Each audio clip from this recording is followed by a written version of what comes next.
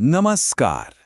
आज हम बात करने वाले हैं एक ऐसी चीज के बारे में जो हर जगह है, हर पल हमारे साथ है, पर फिर भी दिखाई नहीं देती।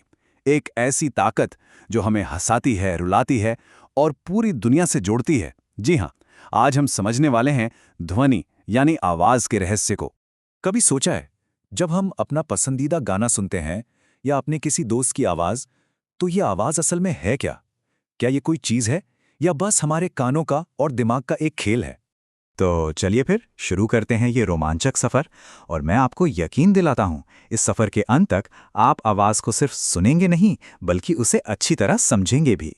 हारमोनियम की वो मीठी धुन, तबले की वो दमदार थाप या सितार के तारों की झंकार, वाह, ये सब सुनने में कितने अलग हैं, है ना? पर इन सब में एक बात बिल्कुल कॉमन है, ये सभी खूबसूरत आवाजें पैदा करते हैं। लेकिन सबसे बड़ा सवाल ये है कि आखिर कैसे? इस पूरे रहस्य का जो पहला और सबसे बड़ा सुराग है ना, वो छिपा है एक बहुत ही सिंपल से शब्द में, कंपन। जी हाँ, वाइब्रेशन। दुनिया की हर एक आवाज, चाहे वो शेर की दहाड़ हो या फिर पत्तों की हल्की सी सरसराहट, उसकी शुरुआत हमेशा कंपन से ही होती है। तो ये कंपन होता क्या है? अरे बिल्कुल आसान है। जब कोई भी चीज अपनी जगह पर बहुत तेजी से आगे पीछे या ऊपर नीचे हिलती है ना, बस उसी को कंपन कहते हैं। जैसे गिटार का तार छेड़ने पर वो कैसे थरथराता है, बस वही है कंपन। ठीक है, तो ये तो समझ आ गया कि आवाज कंपन से पैदा होती है।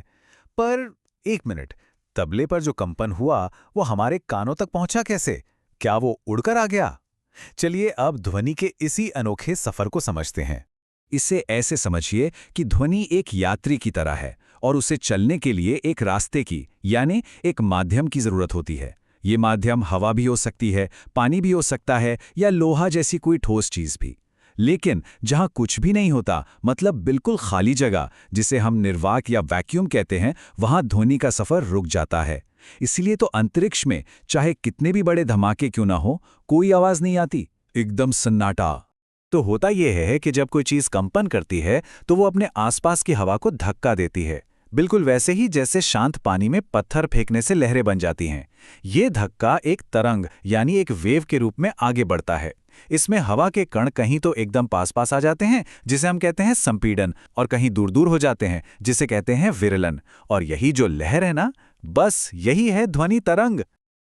लेकिन रुकिए, एक सवाल और है। अगर हर आवाज कंपन से ही बनती है, तो फिर एक कोयल की आवाज और एक कौवे की आवाज में इतना फर्क क्यों होता है? वो इसलिए क्योंकि हर आवाज की अपनी एक भाषा होती है, उसके अपने कुछ खास गुण होते हैं। आवाज के मेनली दो गुण होते हैं। पहला है आयाम यानी एम्पलीट्यूड। सिंपल भाषा में तरंग कितनी बड़ी और ताकतवर है, जितना बड़ा आयाम, आवाज उतनी ही तेज या लाउड होगी। और दूसरा है आवृत्ति यानी फ्रीक्वेंसी। इसका मतलब है कि कंपन एक सेकंड में कितनी बार हो रहा है। जितनी ज्यादा फ्रीक्वेंसी, आवाज उतनी ही तीखी या पतली होगी, जैसे हम तारत्व या पिच कहते हैं। अब एक और मजेदार बात बताता हूं। क्या आपको पता है कि हमारे चारों ओर एक ऐसी दुनिया है जो आवाजों से भरी हुई है, लेकिन हम उन्हें सुन ही नहीं सकते? नहीं नहीं, ये कोई जादू नहीं, ये है प्योर साइंस। असल में हमारे कान हर तरह की आवाज नहीं पकड़ सकते। जैसा कि यहां दिख रहा है, हम इंसान सिर्फ 20 हर्ट्ज से लेकर 20,000 हर्ट्ज की फ्रीक्वेंसी वाली आवाजें ही सुन पाते हैं। इससे कम फ्रीक्वेंसी वाली ध्वनि को कहते हैं इंफ्रासोनिक, और इससे ज्यादा वाली को कहते हैं अल्ट्रासोनिक। ये दोनों ही हमारे लिए अनसुनी हैं। लेकिन जो आवाजें हम नहीं सुन सकते, वो दूसरे जानवरों के लिए बातचीत का जरिया है। हाथी और व्हेल बहुत कम फ्रीक्वेंसी वाली इंफ्रासोनिक ध्वनियों से मीलों दूर तक बात कर लेते हैं। वहीं दूसरी तरफ चमगादड़ और डॉल्फिन अल्ट्रासोनिक ध्वनियों से अपना रास्ता ढूंढते हैं और शिकार करते हैं। यहां तक कि मेडिकल साइंस में जो सोनोग्राफी होती है, वो भी इसी कमाल की टेक्नोलॉजी पर काम करती है। चलिए अब एक और मजेदार चीज की बात करते हैं। कभी पहाड़ों में या किसी बड़े खाली हॉल में जोर से अपना नाम पुकारा है? अब की आवाज आपको लौटकर वापस सुनाई देती है ना? बस इसे ही तो प्रतिध्वनि या इको कहते हैं। पर सवाल यह है कि यह होता कैसे है? इसका प्रोसेस बहुत सिंपल है। जब आप बोलते हैं तो आपकी आवाज की तरंगें हवा में जाती हैं।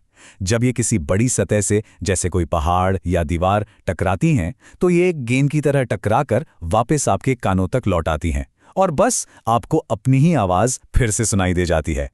पर क्या आपको एक मजेदार फैक्ट पता है? एक साफ इको सुनने के लिए एक शर्त है। आपके और उस सतह के बीच कम से कम 17.2 मीटर की दूरी होनी जरूरी है।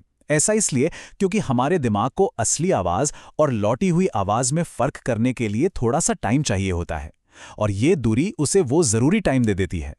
ध्वनि संगीत है, संवाद है, जिंदगी है, लेकिन जब यही ध्वनि हद से ज्यादा हो जाए, अनचाही और नापसंदीदा हो जाए, तो ये शोर बन जाती है। और ये सिर्फ कानों को चुभती नहीं है, बल्कि एक बहुत बड़ा खतरा है जिसे हम ध्वनि प्रदूषण कहते हैं। तो ये शोर है क्या? कोई भी ऐसी आवाज जो हमें अच्छी न लगे, जो हमें परेशान करे, बस वही शोर है। और सबसे दिलचस्प बात यह है कि जो आपके लिए म्यूजिक है, हो सकता है वो किसी और के लिए भयंकर शोर हो। लगातार शोर के बीच रहने के बहुत बुरे असर हो सकते हैं। ये स्ट्रेस और हाई ब्लड प्रेशर बढ़ा सकता है, हमारी नींद में रुकावट डाल सकता है, और सबसे खतरनाक बात, यह हमारी सुनने की शक्ति को हमेशा के लिए खत्म भी कर सकता है। तो हमारा ये लफर हमें इसे एक सवाल पर लाकर छोड़ता है। हम जिस दुनिया में रहते हैं उसकी ध्वनि एक खूबसूरत संगीत है या एक असहनीय शोर? और इस संगीत और शोर के बीच का संतुलन बनाने की जिम्मेदारी आखिर है किसकी? सोचिएगा जरूर।